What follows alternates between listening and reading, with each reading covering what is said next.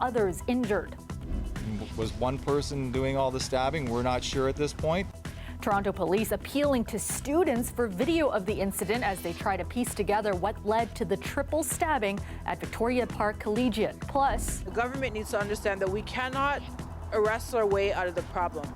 The province announcing today $75 million to combat gun and gang violence. But some advocates say the plan doesn't do enough to address the root cause of the problem. And Ontario will soon allow pharmacies to offer COVID-19 testing to symptomatic people, saying it's confident it can be done safely despite concerns. Good evening, I'm Kelda Yoon. One person is dead and two others seriously injured after a stabbing at a North York high school. Toronto police have one suspect in custody tonight, but say there are still many questions and they're appealing to students who may have video of what happened. Our Jessica Ng has the latest. Behind me is the Victoria Park Collegiate Institute track. It's still cordoned off by police tonight as investigators try to figure out what happened just after 3 this afternoon. Officers arrived to the school near the area of Victoria Park Avenue and Parkwoods Village Drive for reports of a fight. That altercation resulted in 3 young men being stabbed with what police are calling a sharp weapon, and one of them succumbing to his injuries. One had been stabbed in the abdomen, and that is the person that's been pronounced deceased. The second young person was stabbed in the lower body, thankfully in non-life-threatening condition. Our officers, as they continued their investigation, located a third person who had been stabbed in the lower body in an apartment nearby, and they're also listed in non-life-threatening condition. There's no word on the victims' ages or if they were in fact students at the school. School had just let out within 20 minutes of the incident, and it's said to have happened in front of a large crowd of students. A young male suspect is currently in custody, but no charges have been laid as of yet. The school board says there will be on-site support for staff and students when the school is open tomorrow. We will have a full team of social workers on site, grief counselors on site. There will be police here on site tomorrow. A lot of kids witnessed what happened, and a lot of kids are upset. That will be our focus tomorrow. The Forensic Identification Unit is expected to be here long into the evening, but police say there's no further risk to the public. Officers are continuing to look at school surveillance, but they are appealing to students for any further information or videos of the incident. Jessica Ng, CBC News, Toronto. Premier Doug Ford says there can be no mercy in the fight against guns and gangs. So today he announced $75 million to bolster enforcement in the province. But as our Lorenda Redekop explains, critics are already calling the plan short-sighted. Outside a police division in Etobicoke, the Premier announced the government is spending $75 million over 3 years to fight guns and gangs. The police can't fight these thugs alone, and as Premier, I promise they'll never have to. The money will be used to analyze and trace firearms to attack gun smuggling. It'll also set up an Office of Illicit Drug Intelligence to stop drugs coming into the province and create a new working group for police forces to share their information on guns and gangs. I think it's going to be a huge difference. We need more boots on the ground. We need more police officers on the ground. They've been stressed out. Their budgets are always under review, always being chopped. We need to put money back in there. The investment to fight gun violence comes hours after 2 men were shot in Toronto's East End, one with life-threatening injuries. Plus, in a separate shooting in another part of Scarborough, one person suffered minor injuries. This police superintendent says most of the guns are still coming in from the U.S. and feels the extra funding will help. The borders are fairly porous when it comes to that. I mean, if you want to smuggle guns in, a gun, it's probably not a big deal. You can probably do it. The government needs to understand that we cannot arrest our way out of the problem. Zia Brown leads an organization that works with keeping young people out of jail and supporting those behind bars. Young people are going in jail gang involved, and they're coming out gang involved. They're going in jail not gang involved, and they're coming out gang involved. The government cut some programs for at-risk youth when it came to power, saying the groups were overspending. Some community leaders say addressing the roots of violence needs to be a higher priority. Ford says his government is spending on that too. I'll speak for my area that we're in. We increased funding to the Albion Boys and Girls Club. We're going to focus on, supporting areas, no matter if it's as simple as working with them at the Y or other programs within the community. And the Premier says the government also invested close to $300 million for police community outreach. Lorenda Redekop, CBC News, Toronto. The OPP Organized Crime Unit says they've broken up a cannabis trafficking network, seizing guns and taking $32 million worth of drugs off the streets. We were able to gather evidence that the criminal organization and their associates obtained their supply of illegal cannabis from illegal cannabis grow operations. The investigation also provided evidence that the identified individuals who were exploiting the Health Canada registrations to produce or designate someone to produce cannabis for medical purposes. Project Gainsborough was a 16-month operation. The crime ring used a website to provide sale and home delivery of the drugs in London, Kitchener, Hamilton, and Toronto. Police say they seized nearly 500 kilograms of illegal cannabis resin, along with 7,000 kilos of illegal cannabis bud. They also seized edibles, magic mushrooms, cocaine, prescription pills, ammunition, cars, and cash. 21 people are now facing dozens of charges. Port Credit OPP say a tow truck driver reversed into another vehicle on the QEW near Ontario Sunday night. Luckily, the other driver was uninjured. Now, the tow truck driver fled the scene, and investigators are releasing this dashcam video in hopes of tracking them down. Ontario will soon allow pharmacies to conduct COVID-19 tests on symptomatic people. Now, right now, pharmacies can only test those without symptoms who haven't been in contact with someone with COVID-19 and aren't part of an outbreak investigation. Lisa Shing has the details on the change. At this pharmacy in Toronto's East End, owner Kiro Masse is ready to do testing on symptomatic people when the province gives the official go-ahead. I have no concern regarding safety or risk for my staff or patients because no one that is symptomatic will be allowed in the pharmacy. And then the swabbing, because we have the luxury of direct access to the street, will be done outside of the pharmacy, sample brought back in, and then it's delivered to the lab.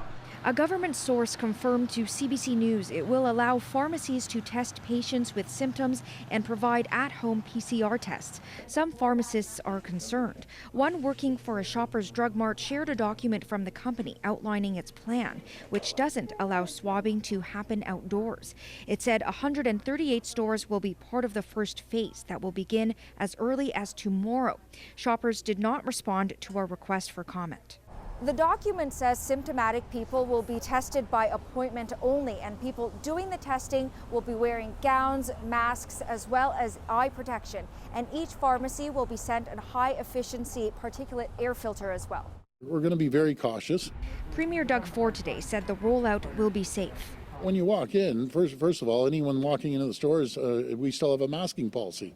They're going to have dedicated lines going into the pharmacy. Even though the program isn't mandatory, the opposition is calling for a pause for the same reasons as this expert. Like some of the most vulnerable people with underlying health conditions, people on cancer, on diabetes medications, etc. And the general population frequently go to the pharmacies. And so are they going to let people know that there are potentially sick COVID patients going into the pharmacies? The government says there should be signage stating the pharmacy tests symptomatic people, and locations will be listed on the province's website. Lisa Shing, CBC News, Toronto. The TTC is being forced to temporarily scale back service on a number of routes across the city starting this weekend. Greg Ross has the details. Many of the buses that run through Keele Station will have drastically reduced schedules starting on Sunday, some by as much as 50%. It will be a hassle for everybody who depends on the Keele bus. I depend on the Keele bus. We all do have jobs, right? All our employees might not comply. The TTC says they had no choice but to cut back their service in the short term. These are temporary service changes, and they're really based on the mandatory vaccine policy that we have in place. According to the TTC, currently 85% of their active employees are fully vaccinated. That means as many as 15% could be ineligible to work when the mandate goes into effect. To handle the reduced workforce, The TTC says it had to reduce service. We have really worked to create a plan that, is reliable and predictable for our customers and, really be there for the customers that have relied on our services the most throughout the pandemic, which for us has been maintaining service on the busiest routes in our bus network at the busiest times. It's just not an option. But some say it's not fair to make riders suffer because some TTC staff are still not vaccinated. We just don't think that these cuts are acceptable because it's going to cause chaos in working people's lives. Sheila Pizy-Allen with the TTC Riders Group says while they support a vaccine mandate, they believe the TTC should have had a better plan in place to impose it. We're asking the mayor, can you extend the vaccine mandate deadline and bring in interim measures? What can you do right now to protect service? Because if it's cut, we're worried that it's going to drive riders away and just cause a downward spiral of ridership. But some regulars on the TTC say they'll accept a temporary inconvenience in order to feel safer on public transit. Do you think it's worth the short-term pain? I do. We have to make a point here or this is never going away. I'm sick of it. You're sick of it, I'm sure. The TTC is already looking at a number of contingency plans, which include hiring new drivers, bringing back some recently retired drivers, and they say any unvaccinated employees who get the shot will also be permitted to return to work. Greg Ross, CBC News, Toronto.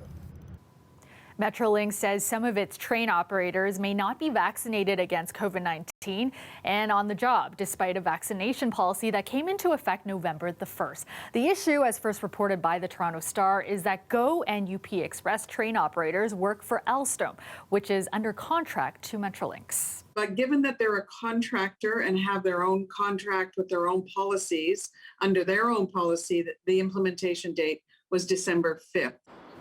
The train staff include locomotive operators and service representatives. Now, earlier this month, Metrolinx had to cancel a number of bus trips after placing 150 employees on unpaid leave who failed to show proof of vaccination by the November 1st deadline. A group of health experts participated in a virtual town hall this evening, answering questions from Black parents and educators about giving the COVID-19 vaccine to young children. People have some very valid concerns, I must say, about safety, the manufacturing of the vaccine. And people say, why should we trust what we're hearing, given our experiences with these providers who leave us in doubt that they care about us? Which they're trying to say is, do your level best to have an informed decision that's the right decision for your family. The event was hosted by the Centre of Excellence for Black Student Achievement and the Black Physicians Association of Ontario. Now, this comes after Moderna asked Health Canada to approve a COVID-19 vaccine for children 6 to 11 years old today. Meanwhile, Health Canada is still reviewing Pfizer's application for its kid-sized shots. Meteorologist Colette Kennedy joins us now with a first look at the forecast. And Colette, another cold and cloudy day, but those temperatures will be turning around. Thanks, Kelda. Yeah, we're going to see some changes coming our way compared to today. It's going to be warmer on Wednesday, but it doesn't just come with some milder temperatures. So wet as well. That rain beginning some areas a little further west in the earlier morning for the commute, but for much of the GTA, it'll be kind of towards post the end of the morning commute and then fill in later in the day. That spike in temperatures is going to take us into the teens, and then Thursday it's back to seasonal, which is just a cool down back to where kind of normal would be for this time of year. It's just that it's only one day where we're going to see those temperatures spiking. So mostly cloudy skies overnight tonight. In the overnight hours, you do get into some light drizzle and spotty showers into southwestern Ontario. And I've stopped this at 9 a.m. You can see it's kind of just then moving into the GTA. That carries on into Wednesday night, and then it gets more organized as it's coming towards the Niagara region. We'll take that a little further and look at how it moves out when I come back. Tonight, though, your low 0, and tomorrow, there it is, Kelda, 14 degrees. Right. Thanks so much, Colette. Stacchio, good ball, touchdown! That was Brampton forward Kyle Larin scoring his second goal in Canada's crucial World Cup qualifying match against Mexico tonight. Canada went on to win the match 2-1. The team playing in front of 50,000 screaming fans battling the elements in Edmonton, with the city seeing up to 25 centimeters of snow this evening. The game is happening a couple thousand kilometers from Toronto, but a number of the players have roots right here in the GTA, and that's a source of inspiration for many young fans. Liam Miller is my favorite player because he plays on North Mississauga just like me. I'm in their area, so I could also be one of them too. Canada's victory tonight marks its third consecutive win and puts the team in a much better position going forward in qualifying. Welcome back. Recently, we got access to a special space that's part of the Royal Ontario Museum that the public doesn't get to see. It's a facility outside the city that's home to over 1 million fish. Tali Ricci takes us on a tour. We're obviously not at the ROM right now. We're in an undisclosed location.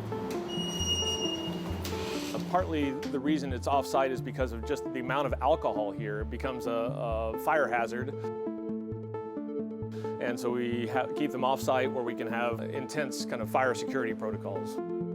It's not right now designed to allow visitors in, but we're trying to find means of giving people a window into this side of the ROM.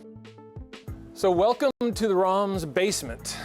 This is one of the ROM's several libraries of life. This is a collection of about 110,000 jars of fishes, a little over 1.5 million specimens, encompassing about 7,600 species, with each jar being like a book or telling a story about the history of the planet and the relationships among the life on Earth. The collection goes back to before 1900.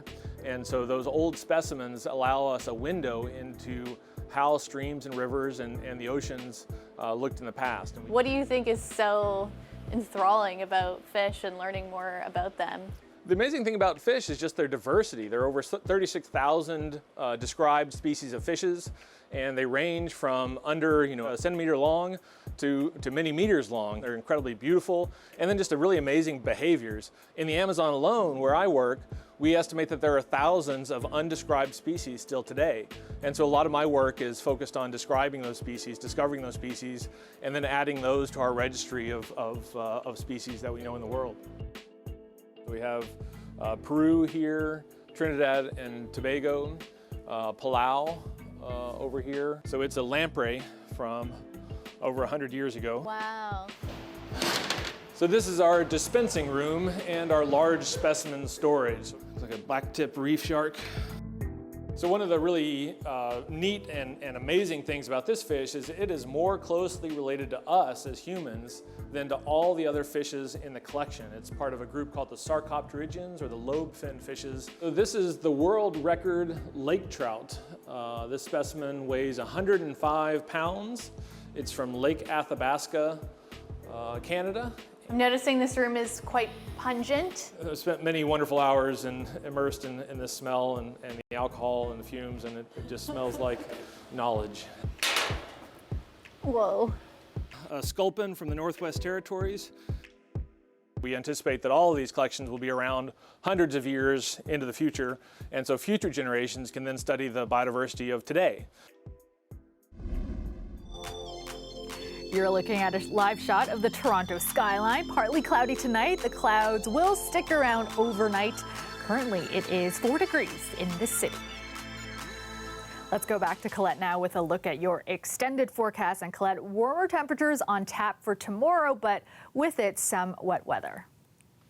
Yeah, Kelda, sometimes I guess we take the good with the bad. I don't know, it's not so bad. It's just that we're going to see those temperatures spiking on Wednesday, but we have wet conditions. I want you to take the umbrella when you head out the door, even if it's not raining where you are yet, because you will be needing it. Just take a look at the daytime highs. Definitely some cooler readings that we saw, even Windsor just 5, but Toronto at 6, Oshawa at 7. Tomorrow, just think about it this way, we will at least, it looks like, double that, or come close to it. Oshawa, you'll be just shy in terms of what we'll be seeing. As this works works its way in, starting kind of patchy drizzle and light showers in the southwestern Ontario through these communities. And then tomorrow, 7 a.m., yes, it looks like that morning commute will mostly be on the dry side, so hopefully things will keep moving. But then later morning, if you're getting out there on the roads around 9 or after that, expect to have some areas where we get into some wet conditions. Off and on through the day, that's taking you to Wednesday evening.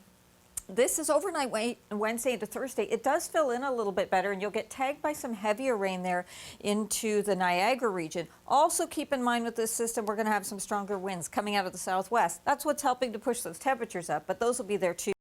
Now, the sun sets, right? Like not that far before 5 o'clock, so it's hard that by the time we get into the clearing and get some sunny breaks, we'll be losing the sun, but we should get some partial clearing at least. And then guess what? What sets up behind? A northwesterly flow, so Thursday night into Friday, we get into some lake effects, and yes, some of those flurries coming in even towards Friday morning into the GTA. The temperatures, or the amount of rainfall, pardon me, looking like that 10 to 15 millimeters for the Golden Horseshoe, heavier amounts there into the Niagara region.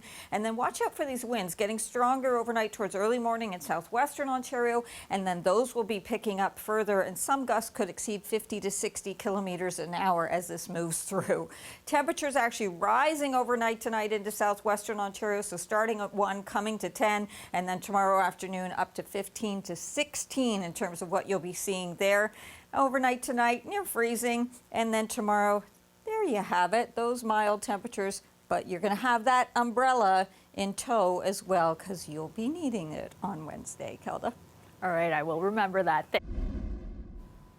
It's beginning to look a lot like Christmas down at Nathan Phillips Square, where this year's Christmas tree arrived this morning. The nearly 18-meter tall evergreen will take about 4 hours to install. It will be decorated with 500 ornaments and 300,000 lights.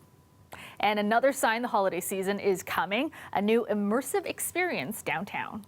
We're very happy to be part of big reopening, and presenting something for the first time for our company, for the first time to present something for little people, for children, because they really deserve to have a nice Christmas. The Nutcracker is coming to life in a simulated winter wonderland. The interactive performance uses 360 screens and digital animation to retell the iconic Russian ballet, covering 500,000 cubic feet with over 1 million frames of footage. Immersive Nutcracker, a winter miracle, launches this weekend. And that's our show for you tonight. Thank you so much for watching, and we'll leave you with another look at the Nutcracker. Have a great night, everyone.